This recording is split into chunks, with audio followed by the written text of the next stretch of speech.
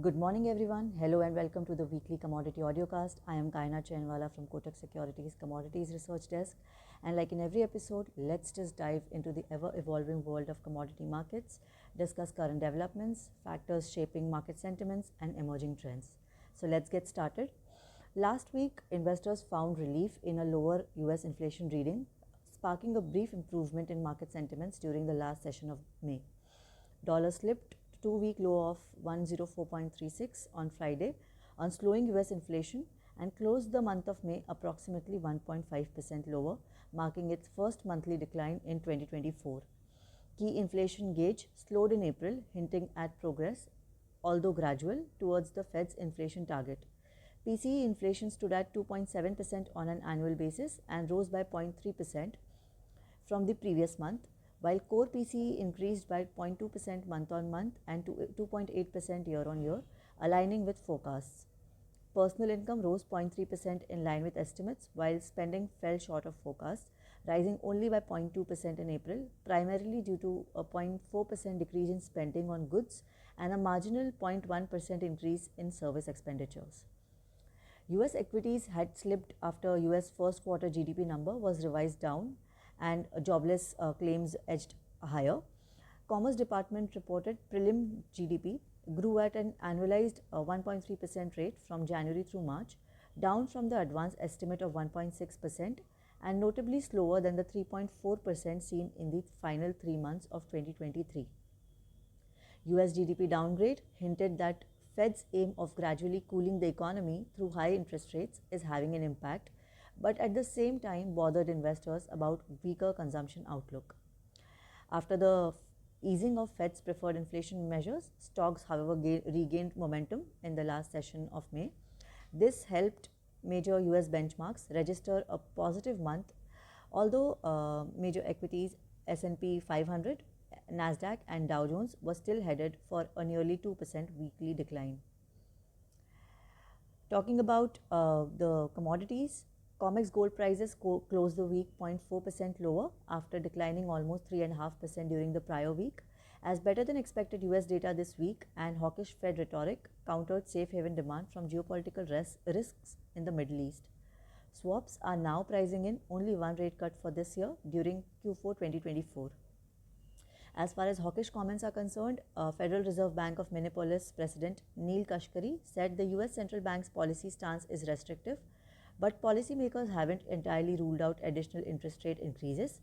Meanwhile, Cleveland Fed President Loretta Mester said that the Fed should consider ways to better communicate to the public how economic conditions will affect future policy decisions.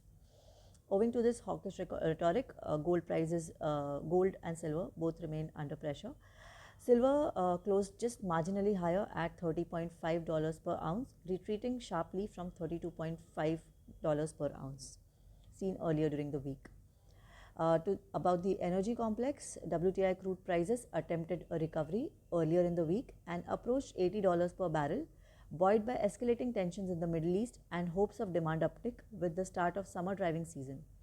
EI inventory data showed stocks of crude oil in the US decreased by 4.16 million barrels during the previous week, while gasoline inventories added 2 million barrels during the last week, compared with a small inventory draw of 9 lakh barrels for the week to May 17.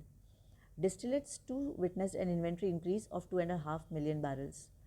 Rise in refined product inventories and caution ahead of the OPEC meeting on Sunday pushed oil prices lower towards $77 per barrel, closing the week with a 0.4% drop.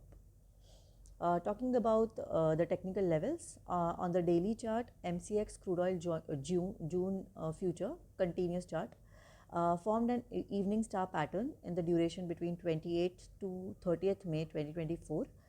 The high of this pattern, located at 6,728, is now a crucial resistance. Furthermore, the counter is consolidating within a broadening triangle pattern formed since 8th May 2024, which commonly denotes a sideways trajectory. The low of the broadening triangle at 6,345 is now a substantial support for the counter. A breach of this support can compel prices to test the next base situated at 6,200. So overall, we are expecting MCX crude oil June futures continues to be sideways to bearish for the coming week. Moving on to gas prices, NYMEX gas prices closed last week with 2.4% gains at $2.58 per MMBTU, but prices retreated sharply from $2.96 per MMBTU seen earlier in the week, owing to higher than expected storage, cooler weather forecasts, and rise in production in the Appalachian Basin. EIA inventory data released showed that US utilities added 84 BCF of gas into storage during the previous week, the sharpest build in over 1 month and higher than expectations of a 77 BCF increase to mark the 8th week of the seasonal increase in storage. So on the technical chart, we see that after respecting the downward sloping trend line formed since late October 2023 on the daily chart, MCX gas June futures continuous chart is showing signs of turning lower. The moving average convergence divergence MACD indicator displayed a negative crossover on 28th May 2024, warning the participants of a potential reversal. So we now expect the counter to face resistance at 230 at an event of rise in prices. In this week, prices could continue its sideways to bearish trend and test an immediate support placed at 205, a break below which can push prices lower to test the forthcoming support located at 196. Moving on to base metals, LME base metals gained steam earlier in the week on easing of housing curbs in 3 major Chinese cities, Shanghai, Shenzhen and Guangzhou, and hopes that more Chinese cities may follow through on the central government's pledge to aid the struggling property sector. However, prices pulled back sharply from those levels amid concerns of delayed rate cuts in the US and unexpected contraction in China's manufacturing activity in May after 2 months of expansion. Aluminium was the only gainer in the metals pack as China capacity limits in order to achieve their energy conservation and carbon reduction goals in 2024-2025 pushed the light metal to 2-year high of $2,798 per ton.